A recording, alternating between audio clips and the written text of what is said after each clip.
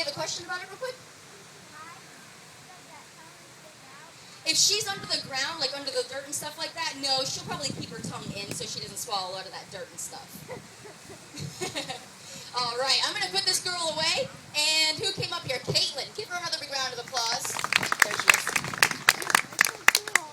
All right. My fourth animal, guys, is the only one that I don't need a volunteer for. I know, I'm sorry. If I feel it's a little too dangerous or I'm putting you in harm's way, I'm just going to do this one myself. Is that all right? All right. Let's see here. I'm going to take a sip of my water first. Now, the only reason I say this is because it has about 82 razor-sharp teeth in its mouth.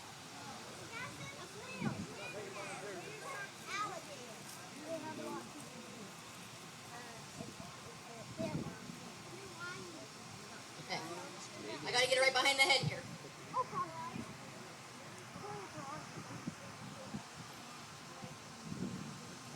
Strong little guy. Okay, you guys ready? All right. Oh! What is it?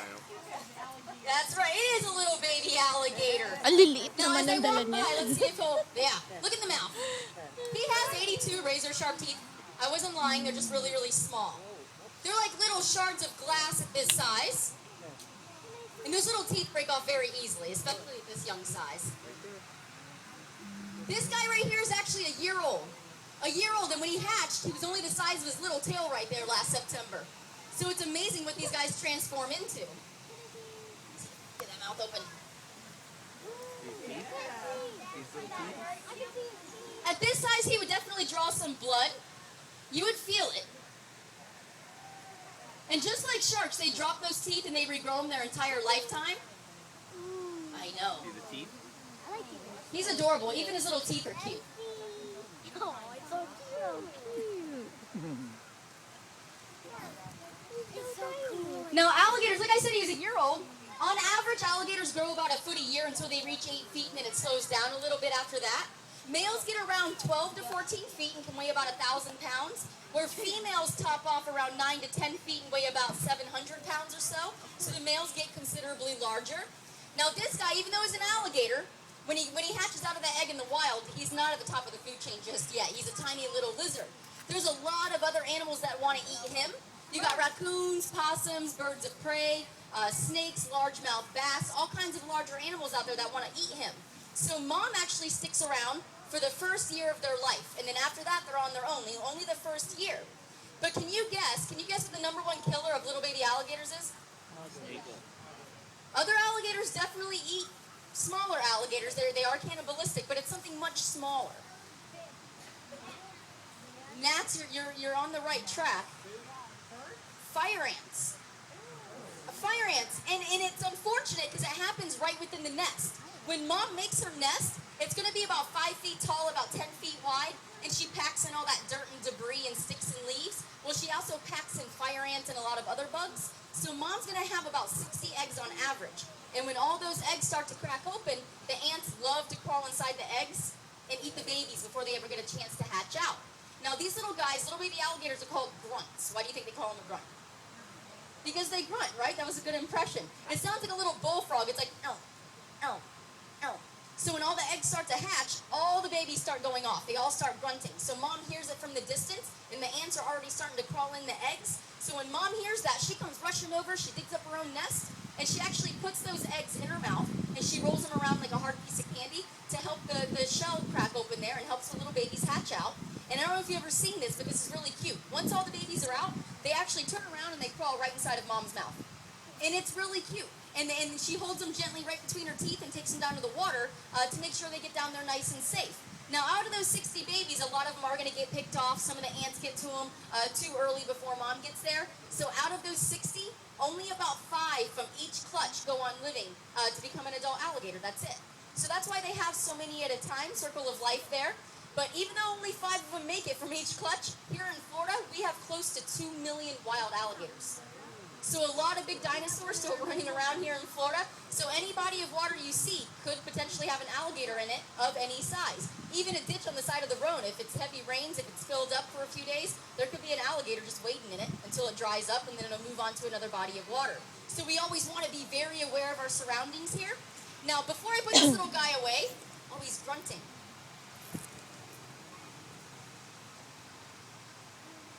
Did you guys hear it? Some of you did? Oh, he stopped. The speaker's broken. I'm returning him tomorrow. All right. Before I put this little guy away, I have a question. What adult guy here, 18 years or older, has never touched an alligator a day in his life and that genuinely wants to? You in the orange. You never have. Come on up here, please. Yeah, Uncle He Jeff. just volunteered himself. All right. Hey, Uncle Jeff. What's your name, sir? Jeff. Where are you from, Jeff? New York. Don't you like have them in the sewers or something up there? Is that a myth? I don't know if that's Excuse me. true. All right. Never touched an alligator and you want to, right? All right. I'm going to put this guy away real quick. They're all laughing. All right. Oh, you thought you were touching him? Oh, no.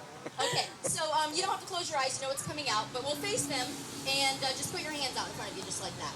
All right. So when I bring this guy out, the tail's going to go off that end. The belly will be here. You'll have him right into the armpits. I put deodorant on him. Okay, you're safe. And, no, I'm just messing with you. So when I hand him to you, just keep a tight grip in case he starts to wiggle, okay? But if he starts to wiggle, what do you think people's first reaction is to do? Throw a phone and miss it. That was amazing. No one got hurt, right? Do you have a concussion? Are you okay? I was coming to get it. How many fingers am I holding up? How many fingers am I holding up? Okay, he's like, oh, what? All right, so when I hand him to you, just keep a tight grip in case he starts to wiggle, okay? What do you think people's first reaction is when he starts to wiggle? To drop him, right? Nobody's perfect, okay? You look like a nice, big, strong guy, all right? I have full faith in you, but if he does happen to hit the ground, guys, and he's running towards you, just stay calm, stay seated. Don't get up running 40 different directions, because if you do that, you're going to be distracting me from getting to my car parked right over there, all right? As long as we're clear. All right, you're good, Jeff. Stay right there. Now, like I said, alligators grow about a foot a year until they reach 8 feet, and then it slows down a little bit after that. So I'll let you do the math when I bring him out. He's not 8 foot, okay, guys? All right. But he is a cute little guy. His name's Willie. Everybody say hi, Willie. He's so cute, Mom. Hey, everybody. All right, Jeff, here you go. Just give him a good grip under the tail and right under the arms. And don't squeeze him too hard because he will make Gatorade all over your feet, all right? He's famous for that, for sure, I promise you.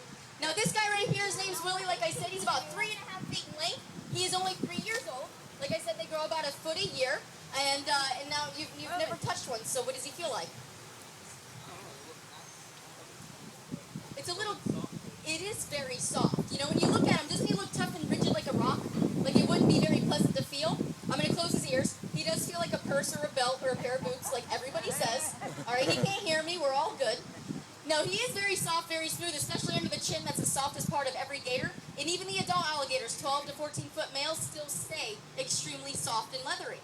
And just so you know, after the show, I'm actually going to bring Willie back out, and all of you are going to have the opportunity to come up here and see what he feels like. Does that sound good?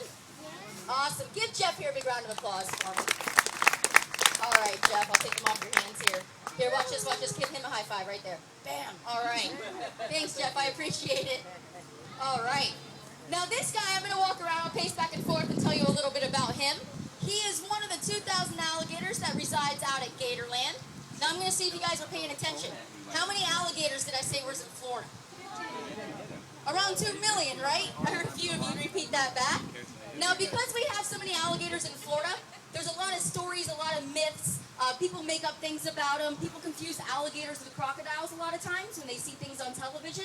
And these guys are made out to be a big man-eating, ferocious creature when that's really not the case at all. So I'm going to clear up a couple of those stories with you, okay? Number one, if you are being chased by an alligator of any size, what do they say you're supposed to do? Run in zigzag. Stand still. What did you say? Run in zigzag. Run in zigzag. Have any of you heard of that before? No? How many of you are from Florida? Like 2 of you. Okay.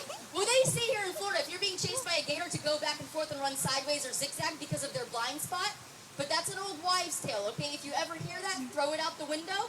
That is some wife that wanted to see her husband get eaten years ago. All right? Sounds like a fantastic idea. Now listen, honestly, the easiest way to get away from one if you're being chased by one is just trip the person you're with and walk, guys. Come on now. No. Again, I'm joking. These guys don't run 30, 40, 50 miles an hour like a lot of people say. Right out of the water, that tail right there gave them that thrust, so they can get going pretty quick. Believe it or not, the smaller ones are quicker than the larger ones. Because those big old guys out there, once they're on land, they're not really built to run. They don't have a lot of energy outside of the water, not a lot of stamina. So a lot of times they slow down real quick. They either stop right there and lay down, or they want to turn around and hit the water again, okay? Now these guys, they can, like I said, get going pretty quick right out of the water. But if you're being chased by one, which I hope that never ever happens to you, and I highly doubt it ever will, just keep running straight, get behind a tree, or just get behind a door and close it behind you, all right? But for the most part, you're going to be okay. The only exception is Mom. You know that little grunt I had out? A lot of people love to go down there and catch those little babies, take them home, put them in their bathtub or in their sink, or take pictures with them. I don't ever recommend doing that, okay? Because Mom's always lurking very close by, and at that point, her adrenaline's going to be going. And just like any mom, she's going to do everything in her power to bring that baby back home with her, right? So always keep that kind of stuff in mind. Now, with that being said, what's the most dangerous part of an alligator? The mouth? Teeth. I hear teeth and I hear mouth. All right, I'm going to split you guys up. Those of you that say mouth, raise your hand. All right, those of you that say tail. Majority goes to tail. All right, very good. Now, all of you that say tail, take a good look at my alligator. Which end is taped up, guys? This is right here, right? Now listen, that tail right there is definitely a weapon. You want to watch out for that, especially when they're full grown. Even at his size, Willie's little size right here, a good whip from him, you'd go home with a bruise that looks like an alligator tail. But I like to say this end will beat you, and this end will eat you. Exactly. I'm glad you guys know that little rhyme there. Now that's why he has that nice electrical tape right here, because even though he's small, at this size they have about 250 pounds of crushing pressure. And that's per square inch of jaw space all the way around. So incredible jaw strength. When they're full grown, alligators and crocodiles have the strongest biting pressure of any animal in the animal kingdom, even more so than the great white shark, believe it or not. They can get up to about 3,000 pounds of crushing pressure. So a lot of pressure behind those jaws. Now, a different set of muscles to open, very easy to keep closed. But once that mouth is open, that's where all that pressure is and slamming shut right there. Now, unfortunately, people do get hurt by alligators out in the wild, or by alligators in the wild. And there's a few different reasons for it, but it all starts with one thing. Where do you think it all begins? Feeding them? Definitely messing with them. Feeding Trying to the catch babies, alligators. you don't see them, but if you see, a lot of people, if you see one in the distance and you want it to come closer, what do? You feed them, right? That's what everybody loves to do here in Florida, or any place, any state that has alligators. And it can be very, very dangerous. We never want to do that. It seems cute and innocent at Willie's little size right here. Oh, it's a little 3-foot gator. It won't do him any harm. He'll forget about it later. But alligators have a very good memory. And they're actually quite terrified of people naturally. We're their only predators, so they know to stay away. But if you start feeding them, you start giving out those free handouts and stuff like that, they slowly over time lose that fear of us. And I don't know about you, but I do not want a 12-foot alligator that has been fed its entire life approaching me for food, and I don't have the food. Because then what happens? You become the food. That's right, exactly. They start looking at you as the food. It's like feeding a stray cat, okay? Except for a little less dangerous with the cat. But the more you feed it, the more it comes back and the more it expects. So never give these guys any free handouts. Always admire them from afar. Or you can come out to places like Gatorland. They actually allow you to sit on the back of the big ones, even the kids, and get your picture taken so you can see what it feels like to touch the big ones out there. It's a lot of fun if you guys have never been out there. All right, I'm going to put Willie away. I have one more animal, and then I will be bringing him back out for you guys, okay? Give Jeff back there another big round of applause for me. Thank you, Jeff. I'm cold too. All right. Now, my last one, I'm going to get, let's see, let's get 2 women and 1 guy. Okay, I'll use you. You. Let's get a guy. You'll get you in the black. Yeah, come on up here. Where are you going, Willie? Scoot him that way. Hi, how are you guys doing? What's your name? Sharon? What's your name? Chrissy? All right, Sharon, Chrissy. Hi, how are you? What's your name? Doug. All right. Let's have you stand girl, boy, girl. Perfect. Now squeeze in close. Doug looks a little nervous. All right. Shannon, right? Sharon, I'm sorry, I'm terrible with names. Okay, I have a coin in my pocket, I'm going to flip it. I want to go heads or tails. Ready? Go. What'd she call? Heads? Heads it is. Okay, perfect. Put your arms out in front of you there. She just realized what just happened. All right, just for fun, we'll have you guys close your eyes. You have no idea what I have in this bag. You have no idea. Nope. Nuh-uh. I don't have a snake. I don't have a snake. Put your hands up. Boa. I